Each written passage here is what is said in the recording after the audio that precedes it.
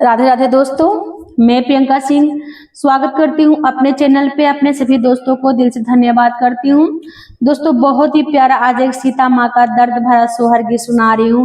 जब सीता माँ गर्भ से थी और धोबी के कहने पे राम जी ने माँ सीता को वनवास निकाल दिए, उस टाइम का ये कड़ी है। सुनिएगा, अगर अच्छे लगे वीडियो ज्यादा से ज्यादा शेयर कीजिएगा।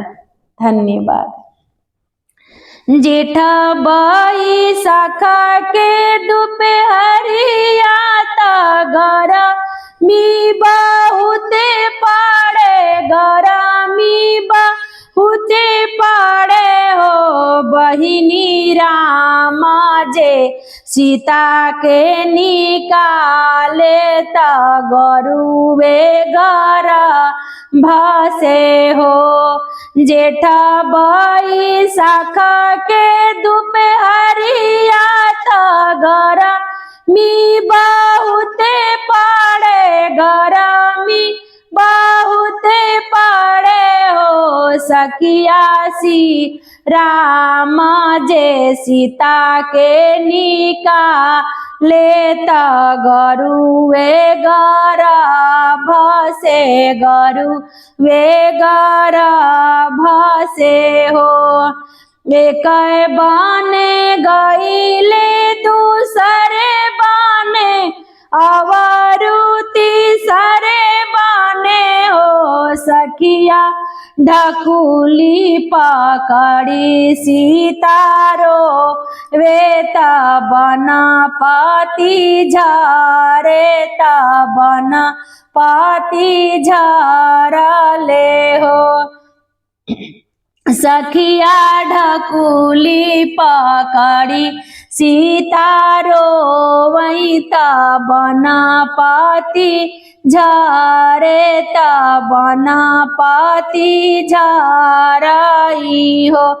बना में से निकली बना तपसीना सीता से रजय करे, सीता से रजय करे हो। सीता कवाना संकटा तोहरो जियारा ता बना बीचे रोवालू, बना बीचे रोवालू हो। बना में से निकली बना तपसीता, सीता से रजय कर, सीता से रजय करे हो। सीता कवाना संकटा तोहरो जिया रात बना बीचे रोवालू, बना बीचे रोवालू हो। के ना मोर आगे पीछे बैठी है बांधला जुड़ावा खोली है हो।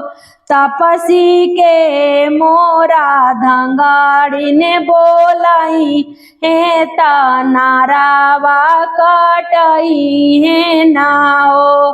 के ना मोरे आगे पीछे बैठी है बांधला जुड़ावा खोली है, बांधला जुड़ावा खोली है ना हो। तपसीने के मोरा धंगाड़ी ने बोलाई है ता नारावा कटई है ना हो। हमें तोर आगे पीछे बैठा बो बांधला जुड़ावा खोला बो, बांधला जुड़ावा खोला बना हो। बेटी हमा तोरे हो धंगाड़ी ने बोलाई बोता नारावा कटई बेनू हो। बेटी हमा तोरो धंगाड़ी ने बोलाई बोता नारावा कटई बोनू हो।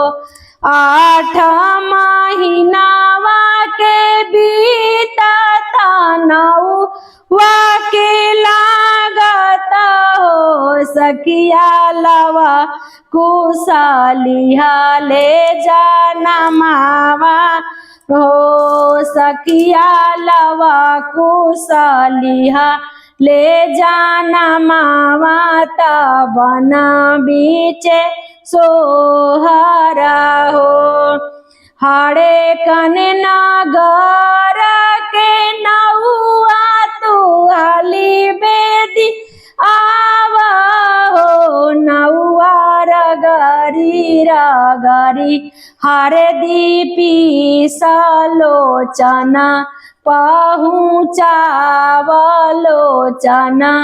पहुँचावनु हो नौआ रगड़ी हरदी पीसलोचना पहुँचावनु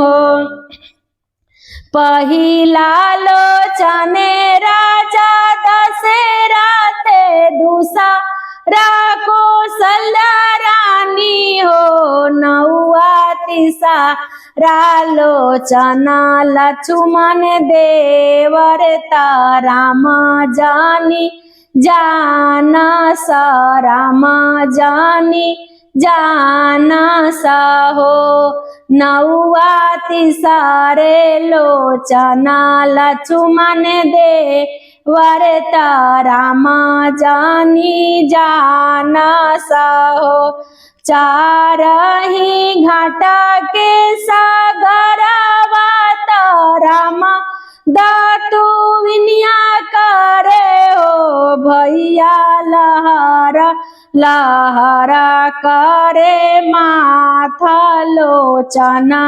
कहाँ पायलोचना कहाँ पायनु हो भैया लहरा लहरा करे माथा लोचना कहाँ पायनु हो भले बउराना तू भैया ताके ना बउराइल बड़ा हो भैया भौजी के भैले नंदला लोचना वहीं पाए लोचना वहीं पाए नु हो भैया भौजी के भैले नंदा लाल लोचना वहीं पाए नु हाथ के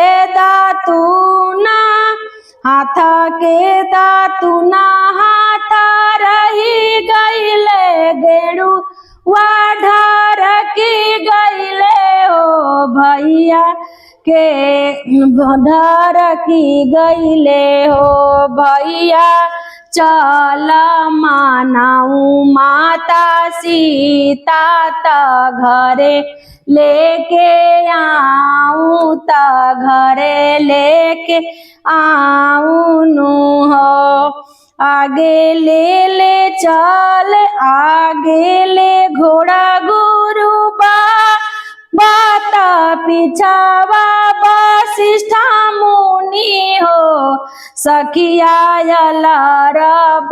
छेड़ा लक्ष्मण देवरता सीता के मानावे चलले हो आगे आगे घोड़वा गुरु बाता पिछावा वशिष्ठ मुनि हो सखिया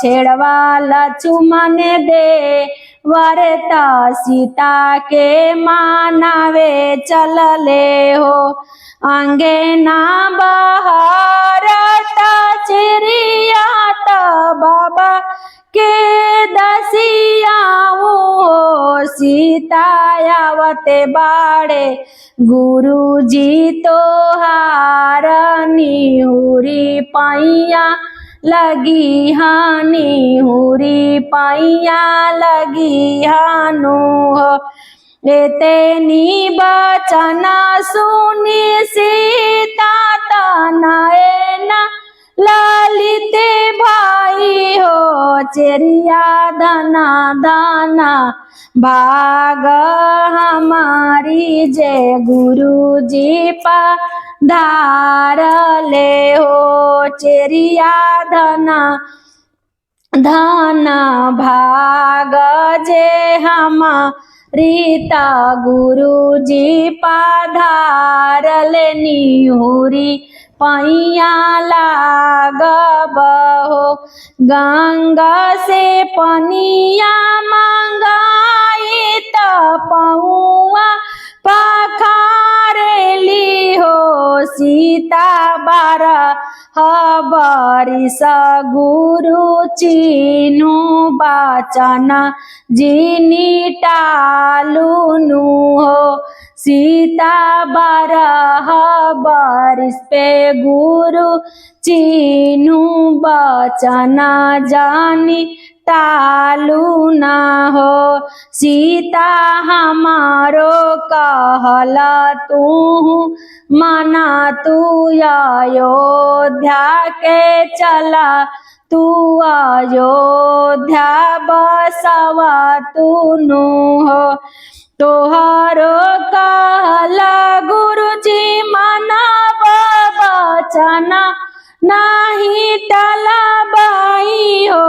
गुरुजी पाँच परग भुइया चला बोया अयोध्या नाही जाइबो नु हो।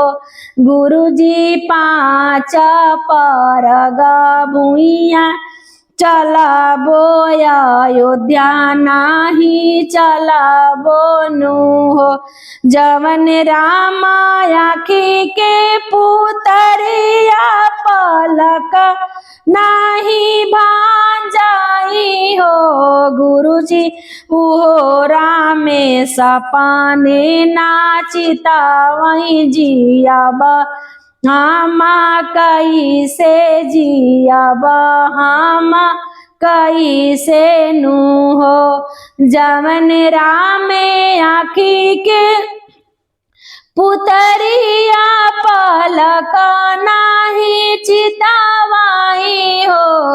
गुरुजी तवन राम सपने ना चितावाई जियाब हामा कैसे जियाब हामा कैसाई हो। धन्यवाद दोस्तों। अगर ये सुहाग गीत अच्छे लगे हो तो इस वीडियो को ज़्यादा से ज़्यादा शेयर कीजिएगा। धन्यवाद।